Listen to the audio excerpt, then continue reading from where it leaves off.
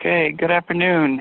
This is Sean Palmer with ACT Aspire, and I think we're ready to go ahead and kick things off for the Wyoming ACT Aspire Test Administration Training. First of all, I wanted to quickly thank you all for being flexible and switching dates here. We ended up, sounds like there's one heck of a blizzard that came through the state yesterday, and appreciate everyone's flexibility on switching to today, so thank you again. Right now, I do have everyone muted. I will, towards the end of the line, end of the training, I'll go ahead and mute everyone so that we can ask questions towards the end of that particular call here. So just to give a quick overview, we have conducted a few trainings this year already. Back in October, November, we did some trainings out throughout the state. Both from a technology perspective as well as a test administration perspective. And as we're getting closer to the testing window, we wanted to conduct those trainings again, and that's what primarily these training sessions are for. I did hold a technology training session back in February, and those are available on the Advocate site. And this is specifically targeted around the test administration portion of the ACT Aspire portal. So this is targeted for all the test coordinators. So without further ado, we'll go ahead and kick through things.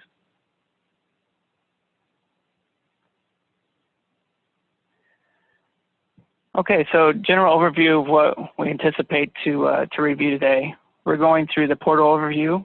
We're going to review inviting other users within your district and schools into the portal so they can perform various roles. We're going to review the student personal needs profile. So if you're reviewing your student data and you have any type of special accommodations, we'll review how you identify those students and assign those accommodations for students. Talk a little bit about transferring students. So you may have a number of students that are transferring into your institution, and so we'll review that process, as well as if you have students that are transferring out of your institution, you need to make sure that you go through and review approvals. So you make sure you can go through and if you have any students that are in pending status to approve those transfers. We'll talk through various test session settings. So we'll go through how to create a test session, when to edit them, how do you view them. We'll talk a little bit about once you get closer to the testing window, which we're only a few weeks away, to go through and create student authorization tickets to hand out to the students as they come into the classroom and getting ready to take the test. And that really links the students at the time that they're taking the test to those the settings that you have within the portal. We'll talk a little bit about starting and managing test sessions. This is important for your proctors and as well as you to make sure that you as a test coordinator and various other roles, that you have tools available to be able to manage the process and monitor the progress of students as they're testing and when they end. And if they run into any issues, you'll be able to identify that all through the test session screen. So we'll highlight that. And then, as always, you're not alone. We have resources throughout the district and schools, and we have various ways for support. And we'll identify all those various methods of support. So the next screen here, we're going to talk a little bit about the computer-paced testing schedule, and that's really broke out into 12 different steps, and we're well into these steps. The first one, as I mentioned, we had a training back in October. Those training sessions were October 2nd through the 8th of 2015, and this is a refresher of those additional trainings. In November 24, 2015, we invited all the users into the portal. So those are the administrators of the district. We invited those users into the portal and created the organization level. So we had the Wyoming State Department, then we had all the various districts listed and all the schools listed underneath those districts. And each administrator of the districts and schools were invited into the portal. Secondarily, we want to invite additional users into the portal. So if you're a test administrator, you want to make sure that you are inviting all of your tenant roles and test session roles into the system. We'll review that here in the next few screens. Step 3 is reviewing your student data. So from January 1st to March 3rd, the task was to review all of the student level data. So the Wyoming Department of Education was nice enough to preload all of your students into the system. If you had brand new students that came in from out of state, obviously those weren't included, but all the students were loaded associated to your particular district and school. And so that was really nice to be able to do that. And you're supposed to go through and review all the student information to make sure it's accurate. And then step 4 is where we get into the accessibility and accommodations. If you do have students that need special accommodations or have accessibility needs, from February 19th to March 4th was really the time to be able to assign that type of PNP, which is what we call a personal needs profile, within the system for those particular students. Step 5 was to create groups. A lot of users have been creating groups of students, and this helps them assign a particular, for example, it would be for a classroom. So you may have, at your particular school, you may have 4 or 5 different classrooms of 9th or 10th graders. So in my 9th or 10th graders, you may create Mrs. Jones' 9th grade class, and you could create a group with Mrs. Jones and associate them with it. So it's a little bit easier for not only for test administration to be able to track it, but also for reporting on the back end. Step 6 is your technology setup and configuration. So as I mentioned before, beginning of February, conducted a technology training for all the technology coordinators. And we want to make sure that those folks were able to go ahead and use what they received from the training and are setting up their technology reviews and infrastructure trials, making sure that the Proctor Cache servers are set up and make sure that the students' machines are set up properly and ready for testing as we get closer here. Step 7 is your test session setup, and that was scheduled from February 1st to April 1st. So we can, for computer-based testing, you can actually create test sessions right up to the day of testing. But we really wanted to have that task for those 2 months to make sure that in February and March, you go ahead and create your test sessions for the respective administration. Step 8, which March 16th through April 8th, is the time to right now go ahead and from a technology perspective, if you're setting up a Proctor caching server, go ahead and download all that data to your local Proctor caching server. So all that content sitting securely on your local server. And when you come to the day of testing, all you're doing is actually the students' machines are only connecting to that Proctor caching server for all the content. And that makes it a much more streamlined effect. It makes it more secure, and it also makes it where you're not competing with outside bandwidth. And it seems to help with many of the districts and schools that may not have the highest level of bandwidth outside of their local firewall. Step 9 is once you get closer to the testing window, which is March 1st to April 8th. So this is a week or two before getting close to our testing window, which starts on April 1st. We want to go ahead and print those student authorization tickets. So once we have the students on the test sessions, we're ready to go.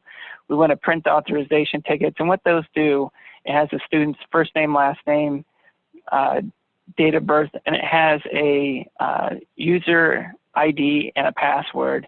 And what that does is the student takes that when they come in and sit down to take the test. It launches the TestNav application. They plug in that username and password, and it automatically links that student to the test session that you're creating within the portal. And so those are very key to success for implementing the test when it comes to testing day. Step 10 is really, 10 and 11 is when you're getting ready to test. You want to make sure you start the test session. So April 11th is when you want to start all of your test sessions. And obviously the test window for the spring 2016 administration is April 11th through May 3rd. And you can test whenever through that window. And then last but not least, once all the students have completed, every student is accounted for. Even if students you put into test sessions didn't test, you want to make sure that you put notes into those particular users and make sure that you can close the test session at the end. And so that work for closing the test session is running from April 12th to May 10th. So this schedule is posted many times throughout the ACT Aspire portal pages. It's on the ACT page as well, and then we're also including it in our newsletters that the state's sending out. Okay, so let's talk a little bit about inviting users into the portal. So at this point, if you haven't invited very many folks into the portal and you only have access, let's talk a little bit about what to do next in the various user roles. So there are two main types of user roles within ACT Aspire. They're the tenant roles and the test session roles. These roles break down even further into specific titles and associated responsibilities. So under the heading of tenant roles, you have the administrator, test coordinator, technology coordinator, and the educator. Under the heading of the test session roles, you'll have the test supervisor and room supervisor. So from a tenant role perspective, these means that those are administrators within the portal themselves, so getting things set up for the sessions, making sure the student data is accurately set up, as well as the infrastructure and the environment for the technology is set up, where the test session roles on the right-hand side, so for the test supervisor and the room supervisor, those are the folks that are ready to help you out as they're getting ready to conduct the testing on test day. So the test supervisor is helping coordinate all of the sessions for your particular school. And then the room supervisor is really the proctor that's going to be administering the test, so they can start the test, make sure if the students do run into any issues, they can restart the test for some reason. They have all that control to be able to administer those. You can find additional information about the various roles within the Avocet site as well. If you click on P in the top left-hand corner and go under portal user roles, there's a whole breakdown matrix of what the various roles are and what they have access to, not only from an organization standpoint, but also from a student standpoint and functionality within the application. So for example, on the screen here, we have a test coordinator user role matrix. We talk about the administrator has the highest level permission, so they pretty much have full access throughout the site, as well as to bring other users in the site. And where the test coordinator, they have the second level, highest level permission. So from the top level, from the organization data, they can view the organization data and its metadata, but they can't add any other users into the site, and they can't change or edit any of the organization. From the student perspective, they both have access to be able to add, edit, delete, view all the student data within that's loaded into your respective schools. So all that information is outlined within the portal user role matrix, and those are available again on the Avocet site under P. Once you determine who needs access into the portal and which roles to assign them, you'll need to log into the ACT Aspire portal. Then you go into organizations, and you want to make sure that your organization in the top left-hand side should say Wyoming, and your organization should be your respective district or school level. From there, you'll have the ability to invite members or users and update permission roles to existing users. So you want to click on organizations, and then you'll be able to, underneath that respective user, so this one was a user for ACT Aspire, you can invite new users, or you can apply various permissions to that existing user. You can also manage the access that a respective user has. So the nice thing about it, if they have access to, you're at the district level and you want to be able to give them access to multiple schools, which some, for example, like test coordinators, or technology coordinators have access to multiple schools within their district, you're able to give them access. If you have a district level access, you'll be able to give those folks access to multiple schools. And this is nice. So that particular technology coordinator can log in under one user ID and be able to see multiple schools underneath that one login. Very nice and user friendly. Next, we'll talk a little bit about the student personal needs profile. And before, if you remember, I mentioned next was to go through and create, once you have the students loaded into the system, and there's certain students that had accountability or accessibility, excuse me, or some kind of special accommodation, you could assign them a personal needs profile. So the personal needs profile is defined as the student-specific test for testing. Not all students require a PNP. Only students requiring special level 2 open access, special level 3 accommodations needing a PNP. And when you update the PNP, you should always keep the following in mind.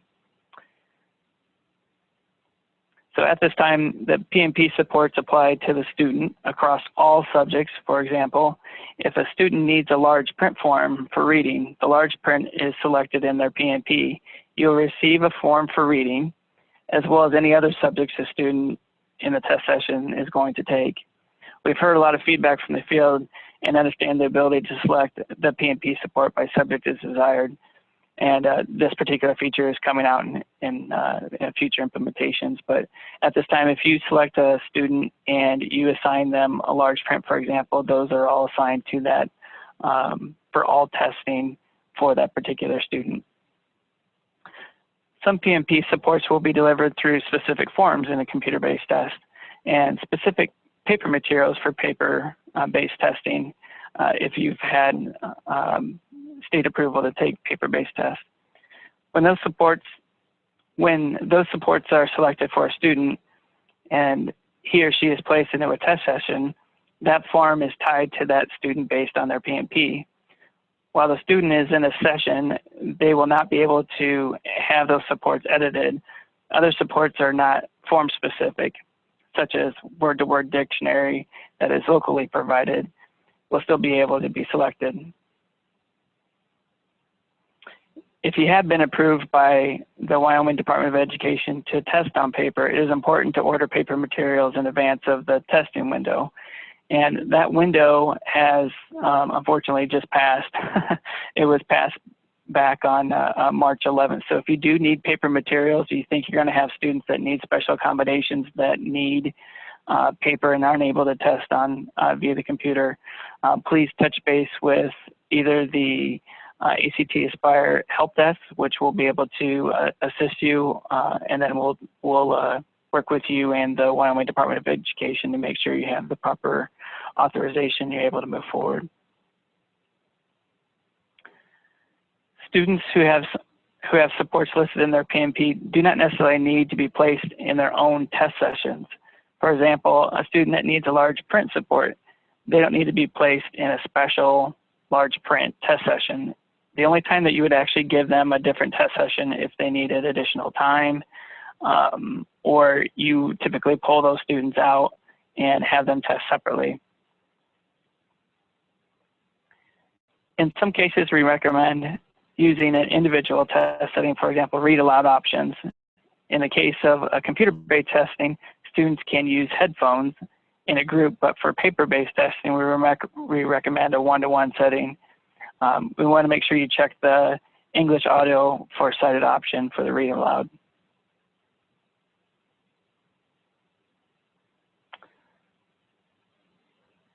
So from the student profile page, the personal needs profile will appear at the bottom. You'll see it on the bottom left-hand corner of the screen that's on right now.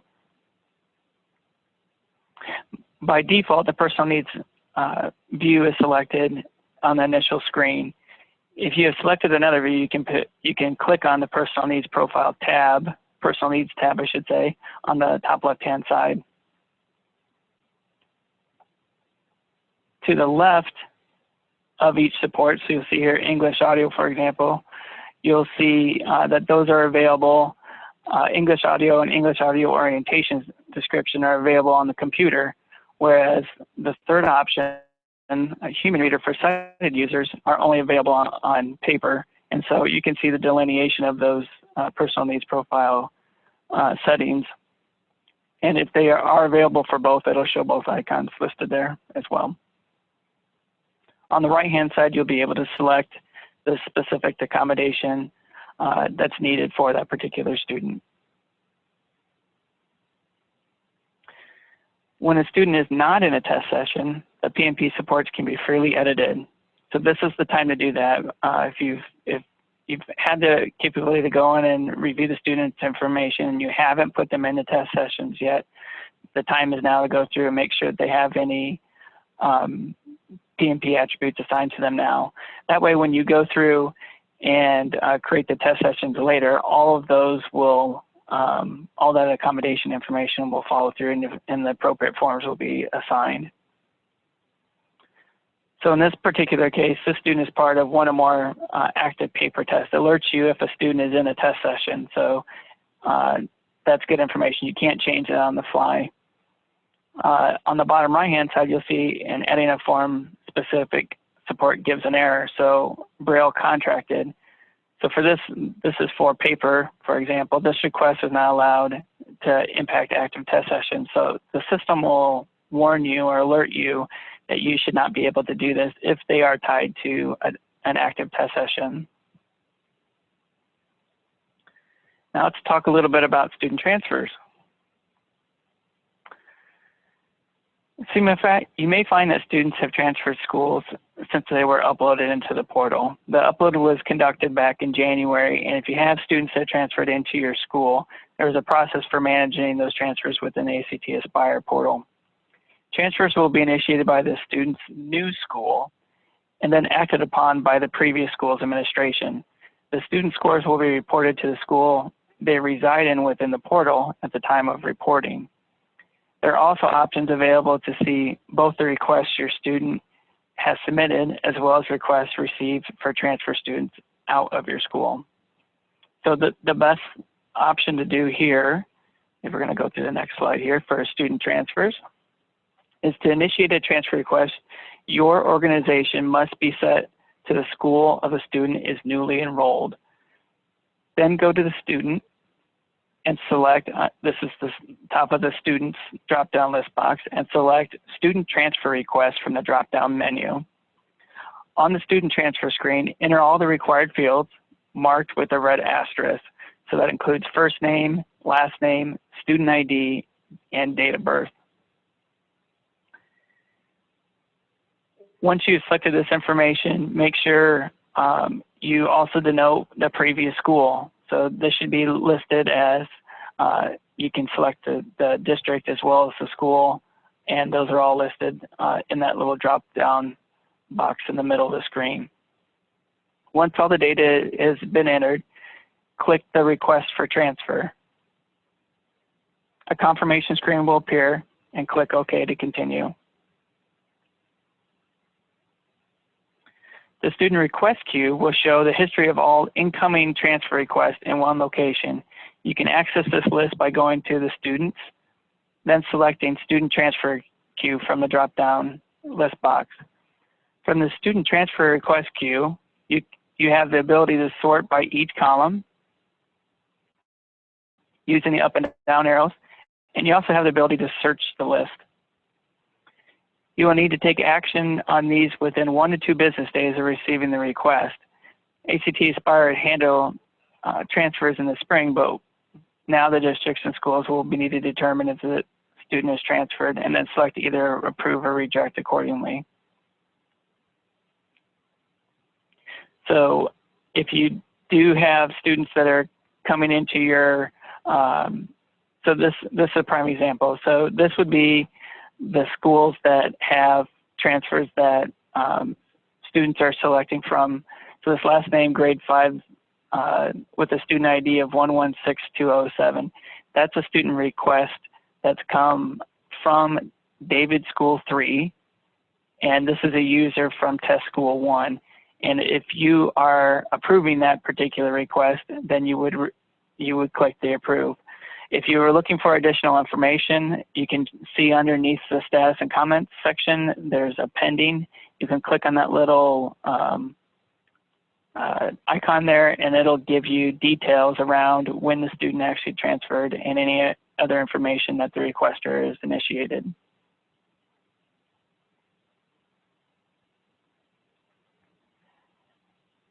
Next, we'll talk a little bit about creating and editing and viewing test sessions.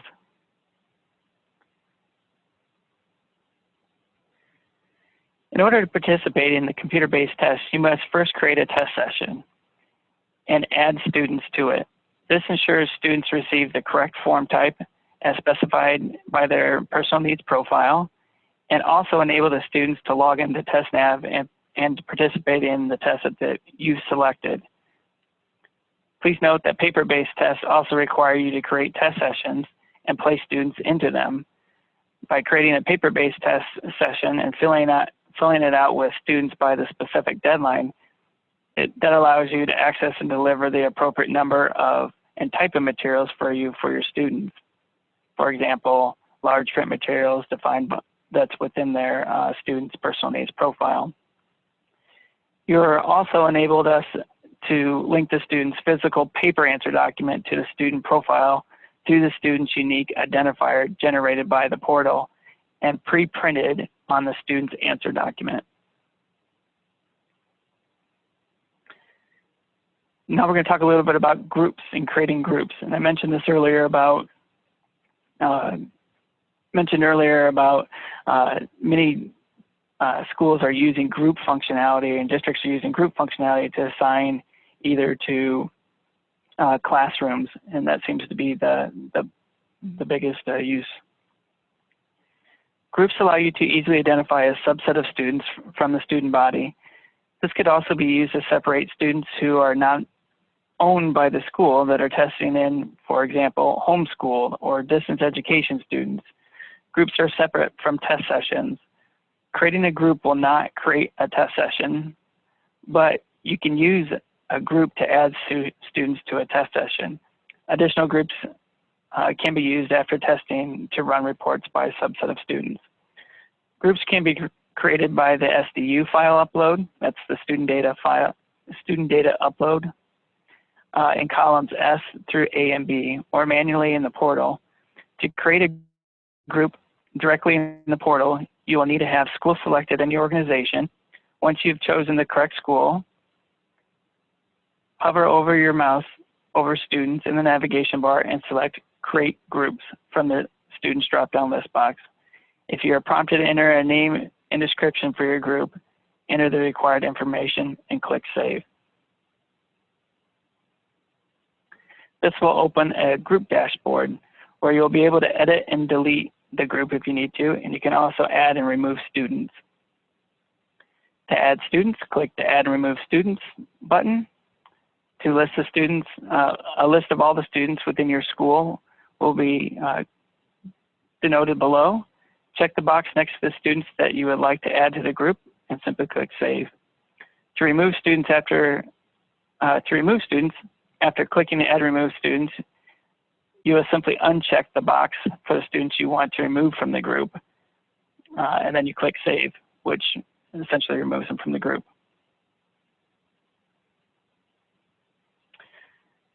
Now we'll talk a little bit about creating test sessions. So to create a new test session, you will need to have a school selected at your organization. You don't want to be doing the test session creation at the district level. So you'll have to be at a particular school. Once you have chosen the correct school, there are two ways to access the new test detail screen.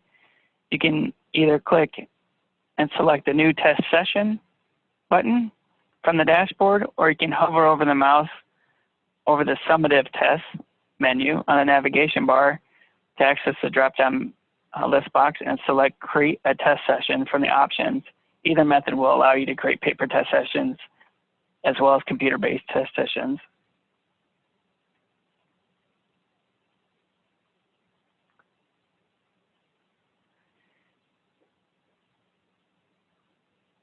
The new test session detail screen will allow you to choose whether you want to create test sessions individually or multiple test sessions at once. Single sessions are the best when you want to create test sessions by a teacher or group. You are able to select individual students and add to a session after you create it.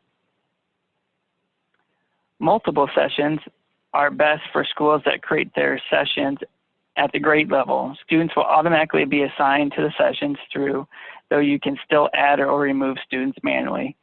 One thing I would like to note is many times when you create multiple test sessions, it does, if you have, for example, if you were creating multiple test sessions for a list of all your students within, like for 9th grade, for example, it would automatically assign all of the 9th graders to that particular test session that you're creating. If you're doing it from a single test session, many folks will create a test session specifically for like a classroom. So if you have 30 students in a classroom, they're going to be taking the reading exam. The best way to be able to do that is to do that via the create single method. Either way, you can go through and remove sessions or students later on, but initially it's probably the best way to be able to do it. But if you don't have very many students within your respective school and you want to mass assign them to multiple test sessions at once, the new functionality around creating multiple works very well. Okay, now we're talking a little bit about the single session details, selecting the test. Let's start with creating a single test session. To select the test that will be delivered through your test session, click on the list icon next to select the test window. This window will list all the tests that are available to be delivered through the test session. To select a test, click on the desired mode. For example, select computer-based grade 9 science. Well, in this one, this is this particular test in the demo is grade 7 science, but for Wyoming, it'll only be early high school. Reading, math, writing, and science will be there, and the test administration will be spring of 2016. And you'll have a selection between online and paper, and you want to select online as the mode.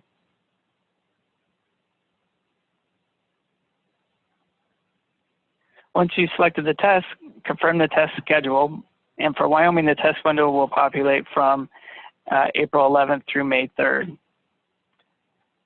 The start and end dates control the window that the test session will be active for a computer-based test. It's probably good to have a wide range of dates. If you need to test over multiple days, go ahead and put those dates out. The worst case scenario that you can run into is if you have it in one single day and for some reason you need to have one or two students come in the following day that were sick, for example, and you need them to test, you have to go back in and edit the test session to extend it. So it's always good to have a pretty wide range between your start dates of when you're actually, and your end dates of when you're actually testing. The same thing goes for the daily test window. You can it's going to default to 8 a.m. to 4 p.m. You can select the 24-hour test session if you want to, and that just means that it doesn't matter what time of day. It will allow the students to be able to log into the test at any point in time.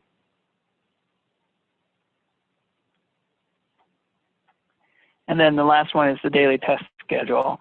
It'll typically default to Monday, Tuesday, Wednesday, Thursday, Friday, but if you're only going to be testing and you want folks to test on a given day, you can assign it here. You can define a title for the test session and special instructions that will appear in the test session details page.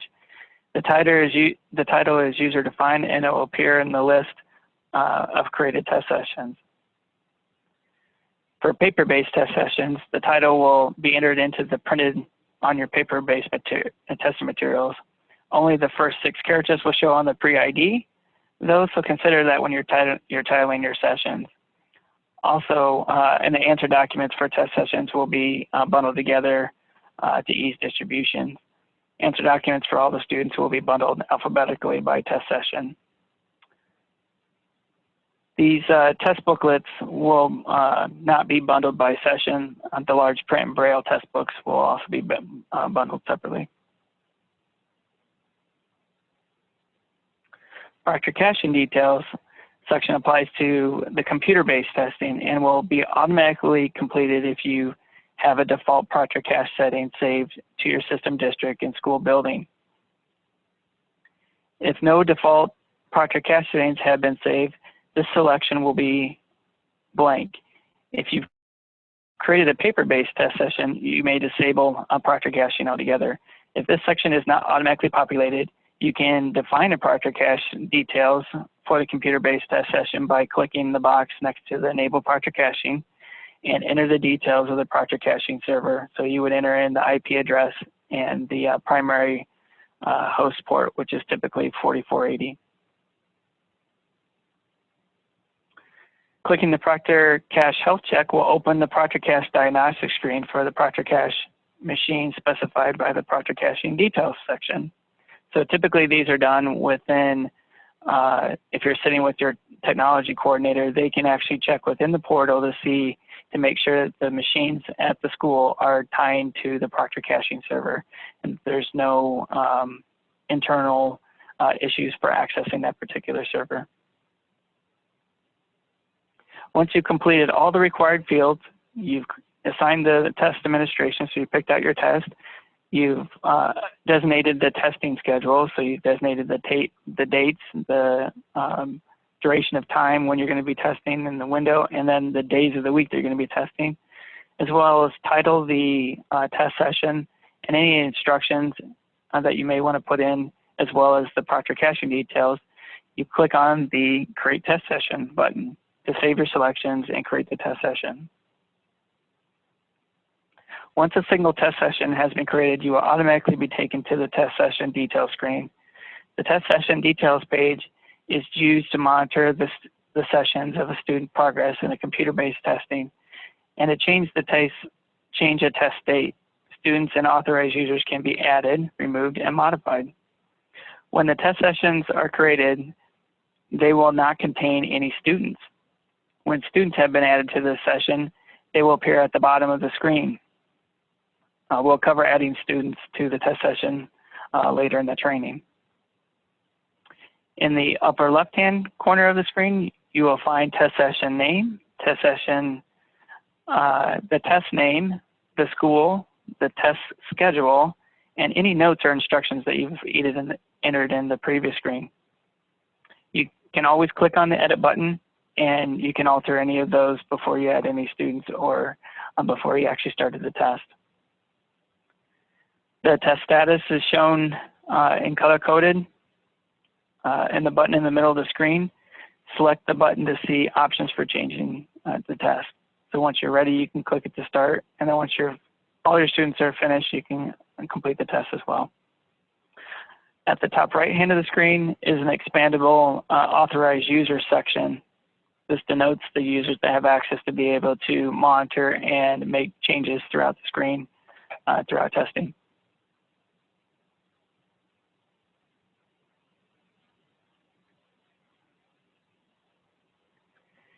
Now let's cover how to create multiple sessions at once. To get started, you will select the Create Multiple button. In step 1, you'll choose the test administration to administer, for example, the summative spring 2016. Next, you'll select the mode of testing to apply to all sessions. So, for example, this would be online. Then determine your testing window as previously covered. In step 4, you'll see all the grades with the students that are eligible for the selected test administration within the school, as well as any different subjects that are listed there. And finally, you'll set your Proctor caching settings for all those particular test sessions. When you have all those information covered and detailed there, you simply click on the Create Test Session button, and the portal will create all multiple test sessions. Again, this highlights all students that are available in that grade and assigns them to this particular test session. You'll be taken to My Test Selection screen to view the created test. Depending on the number of screens being created, it can take up to a few hours or so. What this will do is add all the students within it. If you have a large number of students, typically 100 or 200 kids, it does take some time. Typically at the most it takes 20-30 minutes, but I have seen it take up to an hour.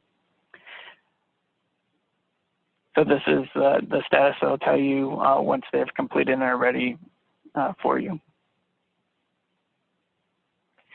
You can also check the status of the multiple test sessions by going to the summative test on the navigation bar and selecting test session creating status from the drop-down menu. When you're able to sort using the up and down arrows on the header bar or search by date, person, or status, the status completed success means all students in the grades and subject requested in the test session. The status completed warning means that students are added to the test session for this grade or subject, but some students had a warning, and you need to go back and review all the students that have been added. Select the completed warning link to view the details listed in the students with warnings. To assign authorized users to a session, click on the blue arrow to the left of the authorized user to expand the selection. Please note that the creator of the test session will automatically be the first authorized user and cannot be removed or changed. If the person that you would like to add to this test session does not have a user account within the ACT Aspire portal, click on the invite link to open the invite room supervisor or test dialog box. In this dialog box, you can type or paste in an email address to invite users directly to the portal and give them access specifically to this test session. Users invited within this method will be granted room supervisor role access to this particular test session.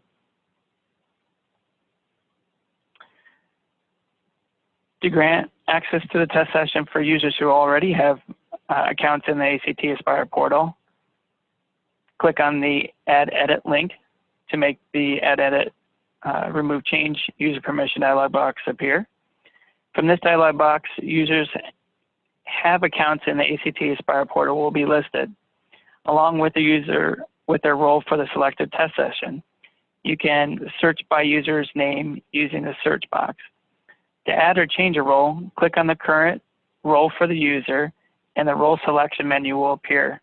Click the name of the role that you would like to assign to the user and click Save. The user will be assigned to the selected role and you'll have access to their test session.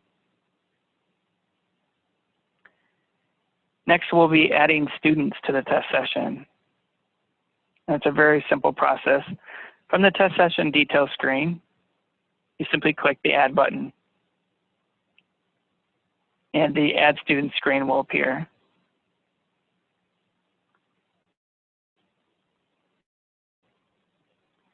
On the Add Student screen, students who match the test session selected will be listed. You can add up to 200 students to a test session at one given time.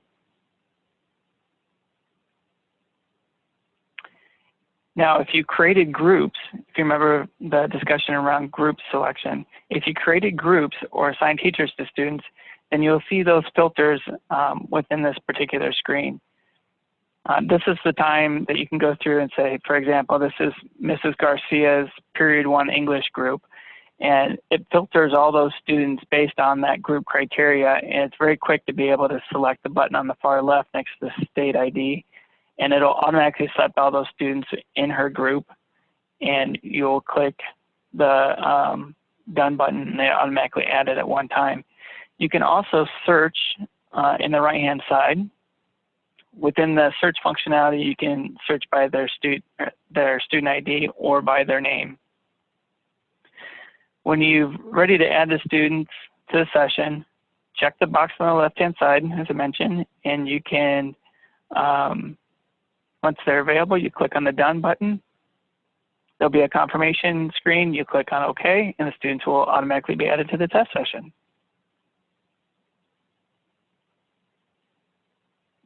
Now let's talk a little bit about removing students that are already within the test session. So maybe you've created the multiple test sessions, and you've added 200 students into one particular test session, and you really only needed 30 of them. So what you want to do is make sure that you are still in a ready status. You don't want to remove students that are already in a started status. But from the test session details screen, you can click the box next to the student that you wish to remove. Once you unclick it, that'll remove those particulars, or that'll put a checkbox next to them, and you'll click on the remove button as highlighted here. A confirmation screen will display. You click on OK, and the students will be immediately removed from the test session. Please note, this isn't removing them from the system. This is just removing the student's assignment to a particular test session.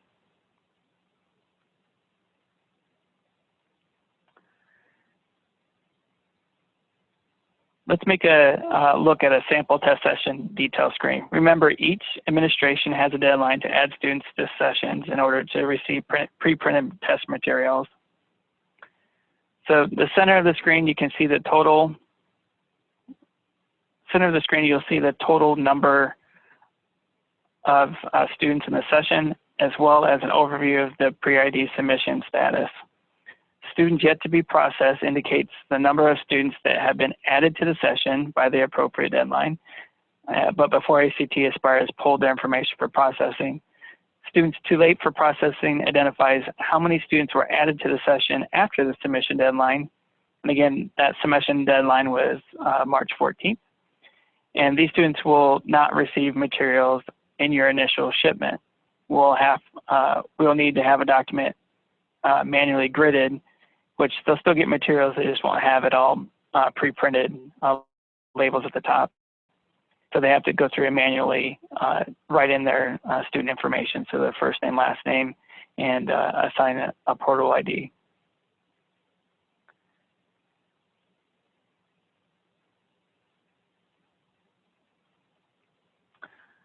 I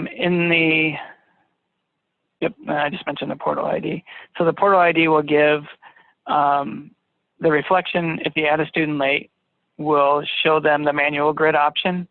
So it's too late for processing, but that doesn't mean that they can't get materials and still move forward. They can hit the generate portal ID once they receive their material, and it'll give them a portal ID as it's just like the one that's listed above, that 204-4131-393, and they'll bubble that into the answer document for matching purposes later on. All right, so now we have all the students into the test sessions, and we're ready for them. Say it's April 11th, and we're ready to start our testing in the next week and a half. And so now it's time to print the student authorization tickets.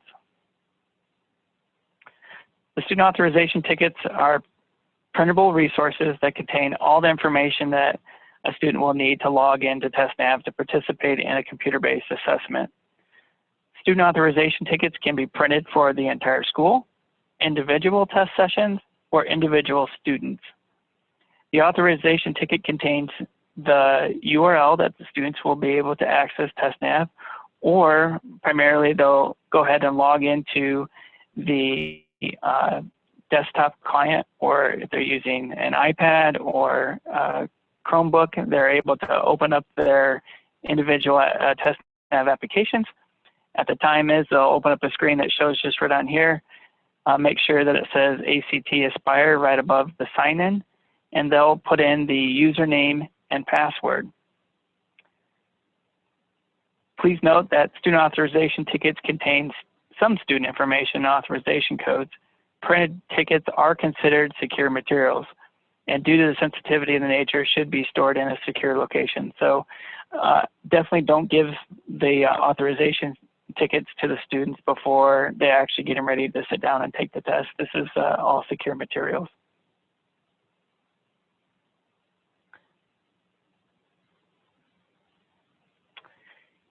In order to print the student authorization tickets at the school level, you'll need to have school selected as your organization. Once you have chosen your correct school, hover your mouse over the summative test option in the menu bar and select Test Session Print. To print the authorization tickets for the school, click Print, then Authorization, and then select Authorization Tickets. A window will appear allowing you to select your PDF print settings. Use the Tickets per Page drop-down menu to select print 1, 2, 4, or 10 tickets per page. The sort by drop-down will allow you to sort the authorization tickets for you to print alphabetically or by session name. In the example shown the option selected for students' authorization tickets printed for each page sorted by the session name.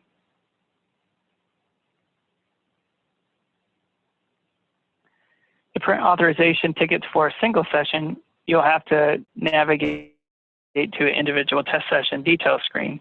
This can be done from the My Test Session screen by clicking on the name of the individual test session. From the test session detail screen, you'll have the option to view as a PDF or download as a CSV. If you're going to view it as a PDF, click Authorization and then select Print Settings to adjust the number of authorization tickets that you're printing per page. Next, select For All Students, and the authorization tickets will be printed for all students currently within that test session. If you choose PDF, a separate window will be open with the tickets you may print or save as a PDF. Choosing the CSV will allow you to save and open a CSV file in Excel. And what a number of folks will do that is for the room supervisor so that they can go down a list and make sure that they have kind of a class roster of all the students that are going to be taking the exams. And if the students have any issues logging into the test, they have that with them. They can walk around and help them with the user ID and password.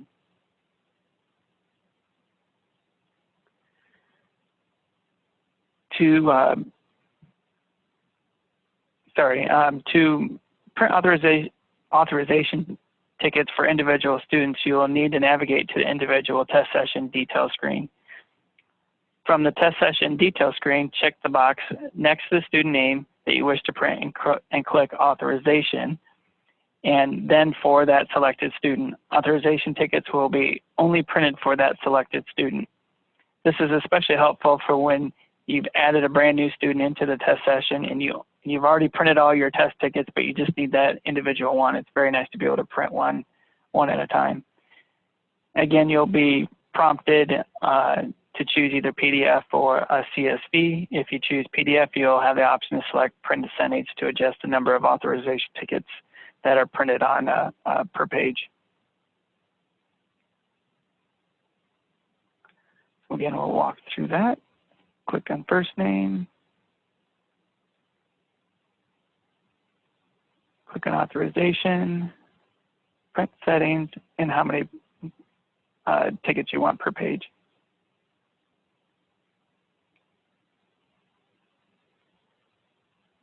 This is an example of what the actual authorization tickets look like. They'll have the test name, the session name, the student's first name, last name, and then that login information is what's most important. So the username is typically, in this case, it's the last 1217, and then the password will be different. The password will be different for that given student and will be different for each subject. So please note that they will not have the same one throughout all the testing experience.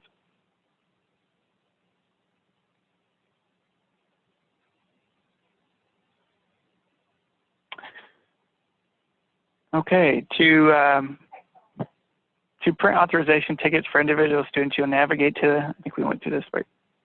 Navigate to the test session details, check the box for the student, click on the authorization button for the selected student, view either as a PDF or CSV,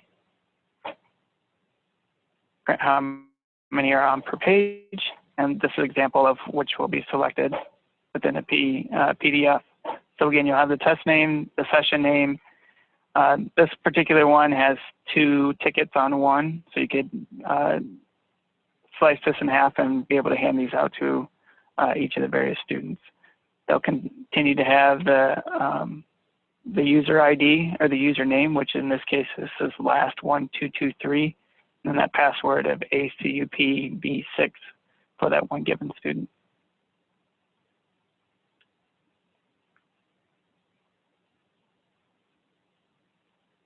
So the student's last name will be in alphabetical order. It has the username and password. And the authorization tickets can only be used for the students listed on that ticket. You don't want to have them used for any other purposes. Now let's talk a little bit about managing and starting the test sessions.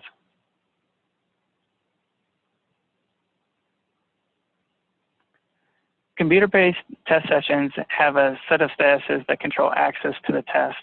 When a test session has been created, it will have a scheduled status if it is outside of the test session window. It is defined within the test session details, and a ready status after the day and time of the test window has been reached. The test sessions that are in the ready status can be started and have to be started before students can log into the test. So please note that you can't just create the test sessions and add the students and then print the test authorization tickets. Many times when they come, we see schools that'll have all their information. They'll come to get ready to test, and no one's actually started the exam or started the test session. So we want to make sure after April 11th that you go in and actually start the test session. This allows the link between the student authorization ticket where they're sitting to take the exam to what the settings that you set up into the portal.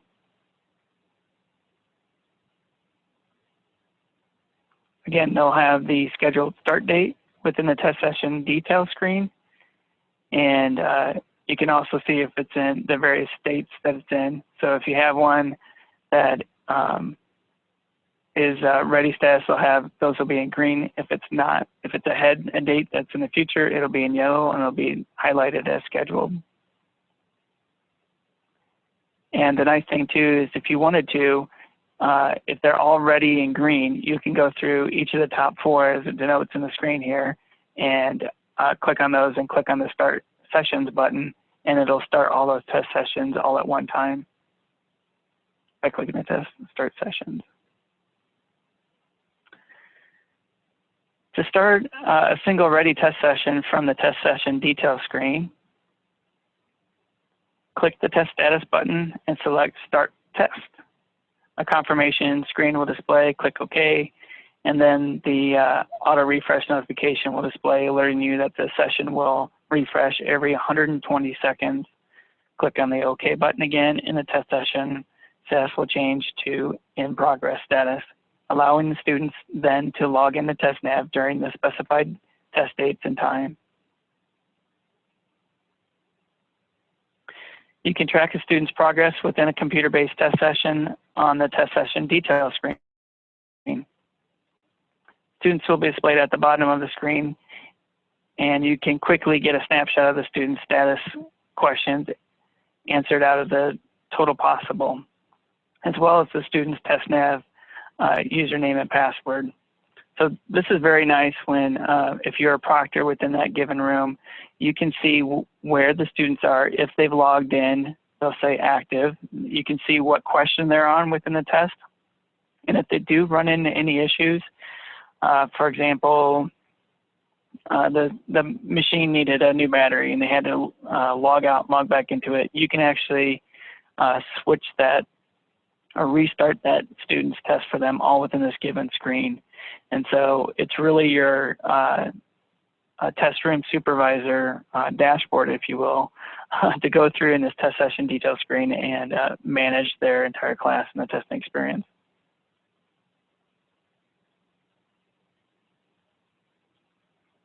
For both computer and paper-based test sessions, you will record student irregularities directly from the test session detail screen. By clicking on the comment icon on the left, the student that you would like to record. So anything that impacts the student testing experience is highlighted here. If there's a power outage or anything like that, you would highlight these irregularity reasons and denote a particular reason and comment on them. For a full list of the irregularities list, they are listed on Avocet and under irregularities list. And so that's underneath the I's. And it'll help you determine if the irregularity is at the student or test session level when it's appropriate to resume the student's test. So I can give you some more information on the Avocet site. You can record an irregularity and enter a comment for the entire test session by clicking on the comment button and then selecting Add Comment. This irregularity applies to all students. For example, prohibited behavior that affected all students or an emergency evacuation during testing. Choose a reason and then enter a comment and click Save.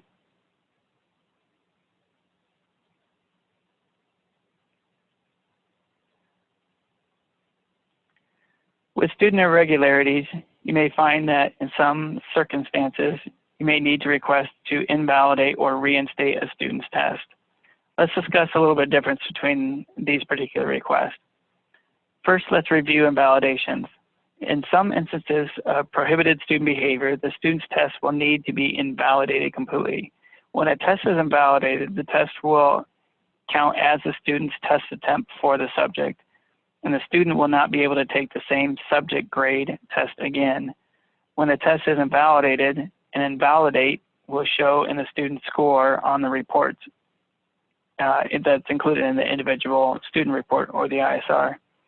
This will show on the student performance file or the SPF file as INV for invalidate and indicate in the student's test attempt that's invalidated.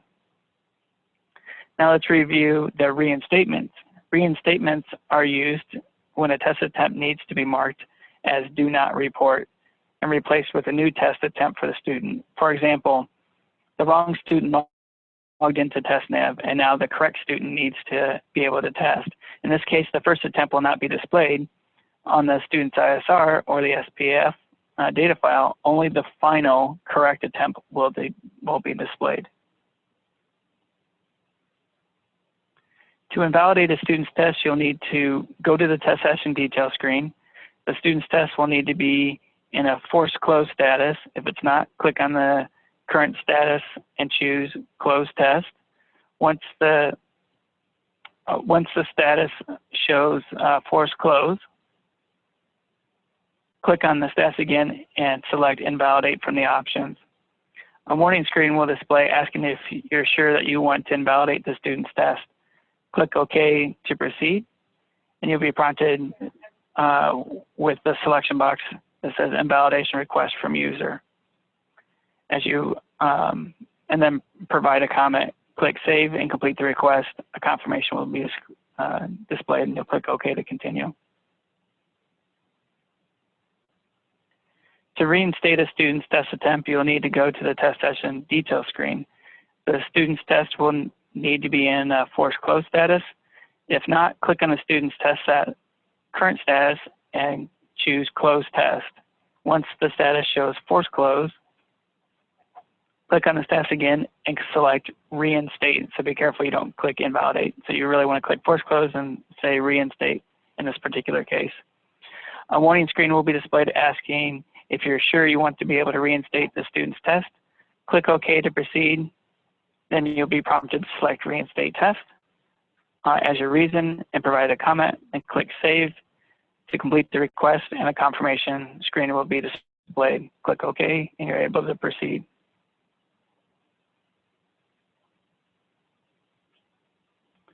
The student request queue will show the history of all incoming student requests in one location. Test coordinators can access this list by hovering the mouse over students and then selecting student request queue from the drop-down list box.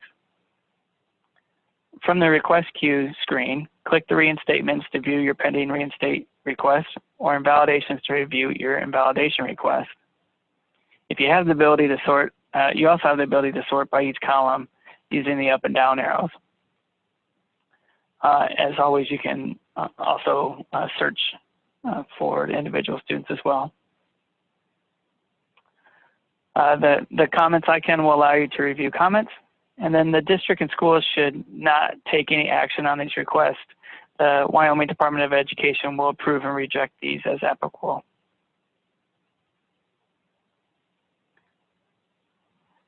Talk a little bit more about the student request history and reinstate and invalidate. As seen earlier, the student request history will show the history of all outgoing student requests in one location, and you can access this list by hovering over your mouse over the student drop down and then selecting student request history from that full menu. From the request history screen, the default view is transfer. Click reinstate to view the submitted reinstate request, or invalidations to view invalidate requests. From this screen, you'll have the ability to sort by each column and search the list. The status column will show if the request is pending or has been approved. Once the status of the reinstatement shows approved, the school can then put the student into the appropriate test session to access his or her new test attempt. Once the students have completed testing and all their irregularities information is entered, you'll close the test session. To close the session, click on the test session button and select student test and complete. All students in the test session will complete one test complete the test prior to the closing of the test session. A warning screen will display asking if you're sure you want to close the session. Once the test session has been closed, it cannot be restarted. Students will no longer be able to access the test, nor will you be able to enter any further irregularity information. Click OK, and the test will change to a closed status. You'll continue to close sessions after the test window, as you may still be entering irregularities. A good rule of thumb is to complete all these and close these test sessions 1 week after testing. One thing to note on this screen is that if you are testing over multiple days and half of your students within your session has completed the test and the other has not, do not close the test session. You will not be able to start or have those other students test the following day. You only close after the very end of the test window.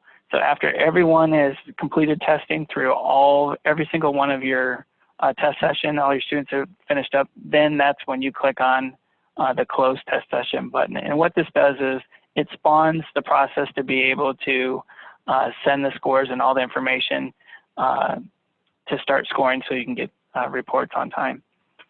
I just want to be able to highlight that again. We've had folks that have gone through in the past who may be testing over multiple days, and they leave for the night and they close the test session knowing that they have a few more students that need to test, and they have one heck of a time invalidating it, and you have to reinstate the students, put them into a completely new test session, and restart them from there.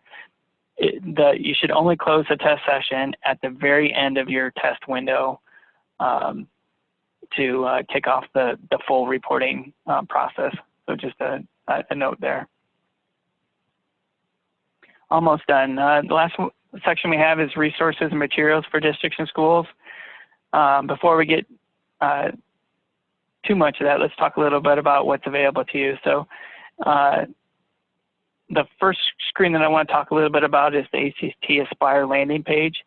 And I've highlighted this in prior trainings as well.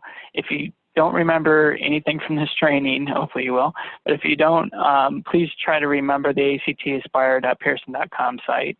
There's a wide wealth of information there. You have information around additional trainings and all of your manuals. You have sample items and tests. Those are listed underneath the exemplar items. All of your technology setup. So anytime that I'm talking to the test or technology coordinator, I'll lead them to the technology setup. It gives on one screen, it gives them everything they need to set up their Proctor caching server, run all their system checks, and to make sure that they have all the resources available on timelines to make sure that the servers and information is ready for you and for the students on the day of testing. We have the link directly to the ACT Aspire portal. Once we get into the reporting phases, we have all different examples of what the reports are and what the data means. And then we have a list of news on the far right-hand side, as well as contact information for customer support. We have a 1-800 number as well as an email support line. I mentioned a few times about Avocet. Avocet is accessible from the assessment website under training and manuals, other ACT Aspire resources, and is an online index information including manuals, guides, program resources, and this creates a one-stop shop for most of your needs. Only the latest version of the resources are posted on Avocet. There's no login.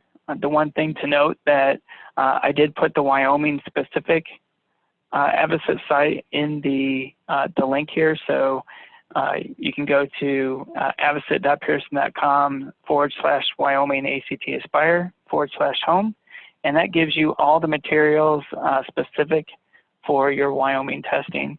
The Avocet site is also mobile ready, which is really nice. It works good on iPads or Chromebooks, or if you really want to, you could use it on your on your phone. Next, we'll talk a little bit about the TMS site, or the training management system. The training management system offers is accessible from the assessment site under training and manuals, other ACT Aspire resources. The TMS is a repository of self-paced training modules and demonstration videos. The site requires registration and login only using your email address, which allows the site to track training for transcript purposes, just like Avocet and TMS. Everything is fully mobile ready. This is nice so that if you are a test coordinator, you can have a specific section you can get around for assessment preparation, and they're self-guided recorded sessions. So if you want to go back later on and say, I didn't quite understand about how that whole transferring of students works, there's a module on there to talk about transferring students. If you had questions around assessment administration, I'm not sure when I need to close the test session, there's a module around that. You're able to go through and show that. Typically they run between 5 and 15 minutes, so we want to make sure that they're manageable. And it does record all of your, if you have gone through the entire module, it'll be green and it'll show you the last time they actually access it, which is nice. And it's a good library of resources for you to be able to use. Again, this is a sample of many of the different self-paced modules that are available on the TMS. We have manually entering the updated student data. We have talking about PNP, or the personal needs profile with accessibility, creating groups. That one's only 4 minutes. Creating and editing viewing test sessions. That's 9 minutes. I think I talked longer than 9 minutes today. Adding and removing and moving students to sessions. That one's typically about 6 minutes, and that'll be a delineation. So for you, if you've gone through and completed that 6 minutes, you can see that they completed it back in was it August 10th of 2015. And so very nice utilities to be able to use for you. We also have step-by-step training that are available. You can access the testing step-by-step resources in the training and manual section of the landing page, depending on the mode of testing. So if you typically you'd be using the computer-based testing, and it shows you step-by-step what the various modes are for testing. So if you remember the instructions at the very beginning of our training session where it had a 12-step process, it'll follow those same exact steps, so you know what exactly you need to do and when to do them. Again, this is an example of the 12-step process that we went through earlier. And now we're getting to the end of Q&A. Now I know there's been a number of folks that I believe have asked questions. And what I'm going to do really quick here is unmute everyone.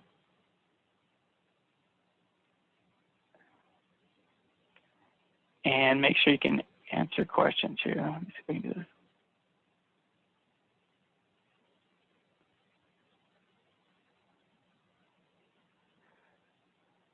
Let me look through this really quick. Remind me how long each test session is. So there is a site that will give you the breakdown of those sessions, and TIFLOC, I'll be able to send that to you. They're different per subject, so depending on what those are, I can send those over to you.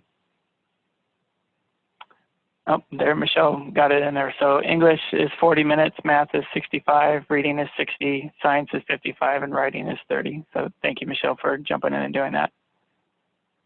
Microsoft frequently updates. What should we expect if an automatic update occurs while a student is testing and the computer shuts down automatically and restarts? So the nice thing is, you know, I'd mentioned you want to make sure, if you can, from a technology standpoint, that you pause any updates.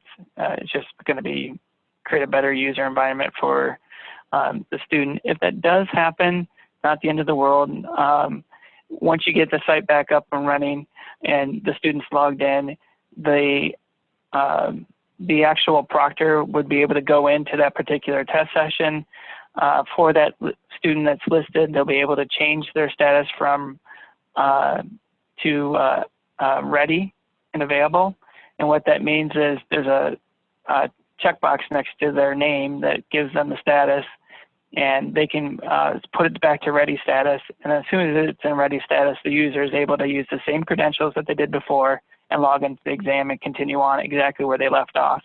So you'll see that they're on, for example, 10 of 30 questions, for example, and they'll pick up right on question 30 and continue on with the rest of the testing. The last question we have here is, if you print a ticket and the student is absent for that day, what do you do? If they're absent, that's fine. If they're going to be coming back the next day, that's fine as well. You just hold on to their ticket and make sure it's in a secure location. Typically, with all tested materials, if you print those off, if you leave for the night, they'll send those typically to like the principal's office that's locked up and secure. And then the next day when you go to administer a test, you can give them that to it. Otherwise, you can rip up that information, shred it, and then print out a new test ticket for them the following day. It's really up to your discretion. Okay. Well, I know we've gone a little bit over. It's about 4:15 here. I wanted to make sure that we did go through and let me get here. We did go through and make sure that everything was available from a support perspective, and that we answer everyone's questions here. We do have customer support available at 888-802-7502. And that is available 7 a.m. to 8:30 p.m. Mountain Time. And for Wyoming specific, you want to press the number 8. And then you can also email actaspire_implementation@actaspire.org. And those folks will be able to help you via email. I wanted to thank you again for participating in the training today. I will be recording this session and putting it available on the Advocate site, as well as send you a direct link to all the participants so they can access it at a later time and share with colleagues that weren't able to make it. Again, I thank you for participating in your flexibility to switch dates, and look forward to a good and exciting spring assessment. Okay, thank you very much and have a great day.